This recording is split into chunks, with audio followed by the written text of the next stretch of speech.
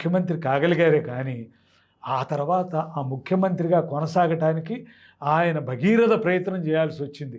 హెర్క్యూలైన్ effort అంటారు దీన్ని ఇంగ్లీష్లో. హెర్క్యులెస్ తరహాలో ఆయన కృషి చేయాల్సి వచ్చింది. ఎలాగూ రాష్ట్రంలో గొప్ప ఇమేజ్ కలిగిన వ్యక్తి ఎన్టీఆర్. ఎన్టీఆర్ ఇమేజ్ అంత ఇమేజ్ కలిగిన వ్యక్తి అవతల ఉండగా ఆయనకి వెన్నుపోటు పొడిచాడనే పేరు ఈయనకు వచ్చింది. కాంగ్రెస్ ఆ ప్రచారాన్ని కూడా ముమ్మరం చేసింది ఆ దశలో. అందువల్ల వీటన్నిటిని తట్టుకుని కేవలం ఎన్టీఆర్ ఇమేజీ, ఆయన కెరిజ్మా, ఆయన యొక్క ఆకర్షణ శక్తి, సమ్మోహన శక్తి వాటిని పక్కన పెట్టి ఎన్నికల్లో మళ్ళీ తిరిగి తాను గెలవగలగటం, అది దానికి తగినటువంటి ఇది అక్కడ తన వ్యక్తిగత కెరిజ్మాని మెరుగుపరుచుకోవటం, ఆకర్షణ శక్తిని, అదేవిధంగా ఎన్టీఆర్కి తగ్గ రీతిలో తగిన పరిపాలనని ఇవ్వగలగటం, పరిపాలనలో మెరుగుదలని ప్రజలకు చూపించగలగటం, ఇవన్నీ ఆయనకి సవాళ్ళై కూర్చున్నాయి. ఈ సవాళ్ళన్నిటిని కూడా తట్టుకుని ఆయన స్వీకరించి వాటిపై విజయం పొందటంలో కృతకృత్యుడయ్యాడు చంద్రబాబు. ఆ కారణంగానే చంద్రబాబు ప్రత్యేకత చాలా గొప్ప ప్రత్యేకతగా నిలిచిపోయింది. తన మీద దుష్ప్రచారాన్ని తట్టుకుని నిలబడ్డాడు. ఆచరణలో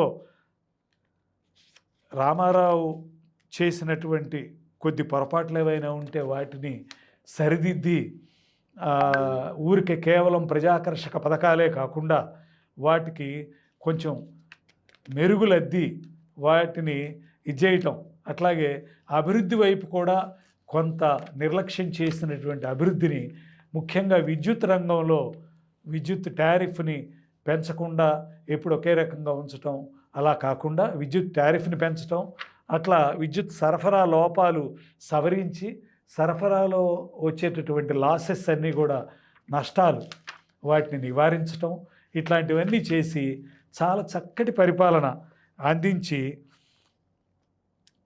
నటనడి సముద్రంలో ఉన్నటువంటి నావలాంటి పార్టీని చంద్రబాబు అయితేనే దరికి చేర్చగలడు అనేటటువంటి ఒక నమ్మకాన్ని, కార్యకర్తలో ఉన్న నమ్మకానికి తగ్గట్టుగా వ్యవహరించి ఆయన చాలా ఎదిగారు. సరే, ఆయన అధికారం చేపట్టిన కొద్ది కాలానికే ఎన్టీఆర్ దేహాంతం అనేది జరిగింది. ఈ దీంట్లో చంద్రబాబు తిరుగులేని నాయకత్వాన్ని నిలుపుకునేటటువంటి కృషి చేయటం, అది పెను సవాలుగా మారింది. అప్పుడే చంద్రబాబు అకేషన్కి తగ్గట్టుగా రైజ్ అయ్యి ఆయన ఆదర్శ పరిపాలనని అందించాడు. ఇక్కడ ఏం చేశాడంటే,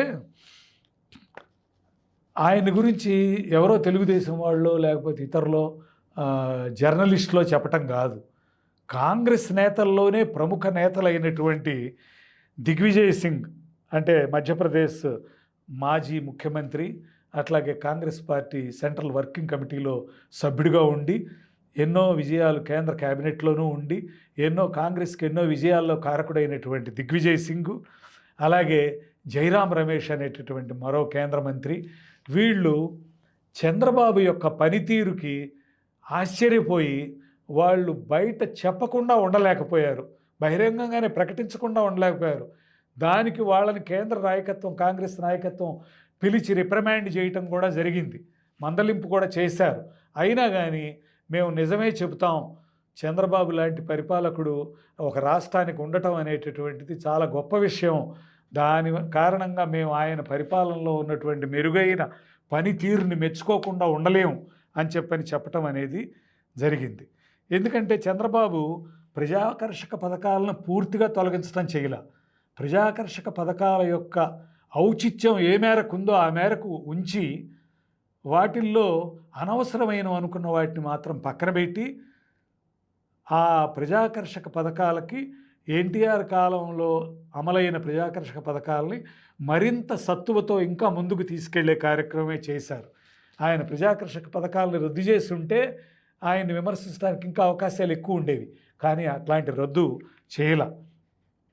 అలాగే ఆర్థిక సంస్కరణల్ని మన రాష్ట్రంలో మొదటిసారిగా వాటి అమలును చేపట్టిన వ్యక్తి చంద్రబాబు నాయుడు. ఈ ఆర్థిక సంస్కరణలు అమలు చేయడంలో భాగంగానే విద్యుత్ సంస్కరణలు వగైరాలు కూడా తీసుకొచ్చి చాలా గొప్పగా విద్యుత్ సరఫరా నష్టాలను కానీ వాటిని పో పోయేటట్టు చేయటం, అదేవిధంగా విద్యుత్ ఉత్పాదన పెంచటం, అలాగే విద్యుత్ టారిఫ్ని తగినంతగా ఆ వినియోగానికి తగ్గట్టుగా విద్యుత్ టారిఫ్ కూడా వసూలయ్యేటట్టు దాన్ని చేయటం. అలా ఒక విద్యుత్ విషయంలో కూడా, ఎందుకంటే ఏ పరిశ్రమ పెట్టాలన్నా కూడా విద్యుత్ కావాలి.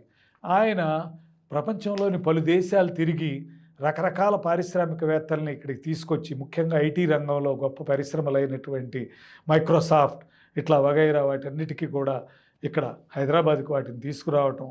ఆయన తన పరిపాలన 5 సంవత్సరాల కాలంలో, అంటే మళ్ళీ గెలిచి అధికారానికి వచ్చినప్పుడు ఈయన 294 సీట్లకు గాను 185 సీట్లు తెచ్చుకుని 1999లో మళ్ళీ అధికారంలోకి కూడా వచ్చారు. ఆ వచ్చిన సందర్భంగా 42 పార్లమెంటు సీట్లకు గాను 29 సీట్లు తెలుగుదేశానికి రావటం అనేది జరిగింది.